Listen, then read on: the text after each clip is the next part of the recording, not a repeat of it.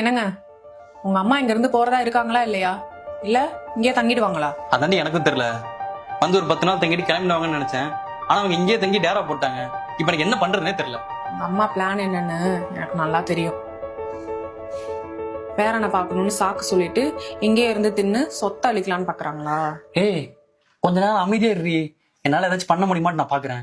நான் திட்டியும் பார்த்துட்டேன், அசிங்கப்படுத்தியும் பார்த்துட்டேன். உங்க அம்மா இங்க இருந்து போற மாதிரியே தெரியல. நானும் அவங்க கிட்ட சொன்னேன், கேட்க மாட்டாங்களே. இங்க இருந்து கிளம்பி என் தம்பி வீட்டுக்கு போவாங்கன்னு பார்த்தா அதையும் பண்ண மாட்டாங்க. இங்க இருந்து அவங்களை எப்படி துரத்துறதுன்னு எனக்கு தெரியலடி. இப்ப நீங்க போய் உங்க அம்மா கிட்ட சொல்றீங்களா இல்ல நான் போய் சொல்லட்டுமா? நான் போய் சொன்னோம்னா அசிங்கமா போயிடும், பாத்துக்கோங்க. அவங்க காதுல ஏதாச்சும் விழுந்துற போதும் அமைதியா பேசுறீங்க. இதுக்கு மேலே உங்க அம்மாக்கு என்னால சோறு ஆக்கிலாம் போட முடியாது. அவங்க இங்க இருக்கிறது எனக்கு சுத்தமா பிடிக்கல. சனியம் பிடிச்ச கிளவிய ஒழுங்கா இங்க இருந்து கிளம்ப சொல்லுங்க. என்ன பண்ண சொல்ற?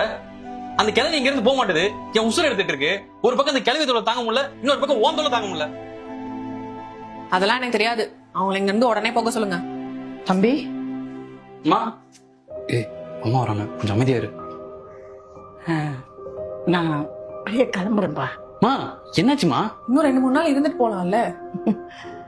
மா, உனக்கு தான் நான் இங்க இருக்கிறது பிடிக்கலையே, அது எனக்கு தெரியுமா. என்னப்பா பாக்குற? உனக்கு தான் என்ன பிடிக்கலையேப்பா, நான் இருக்கிறது பிடிக்கலையே. நீங்க 2 பேரும் பேசியிருந்தத அம்மா கேட்டேன்ப்பா.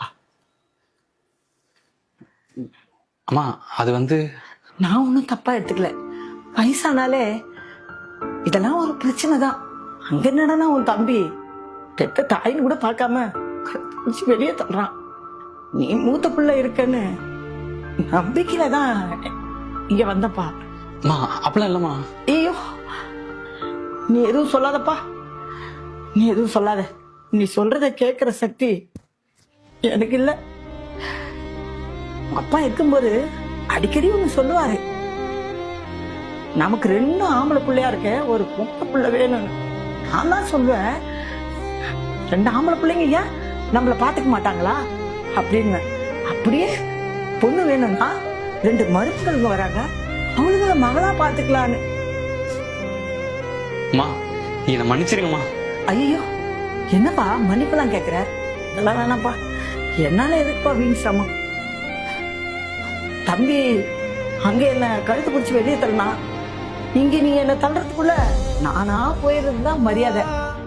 வயசானால இன்னும் சுடுகாட்டுக்கு போகணும், இல்ல முதியோர் இல்லத்துக்கு போகணும். என்னால இனிமே உங்களுக்கு எந்த ப்ராப்ளமும் கிடையாது. நான் வரேன். ஐயோ, நான் போறேன்.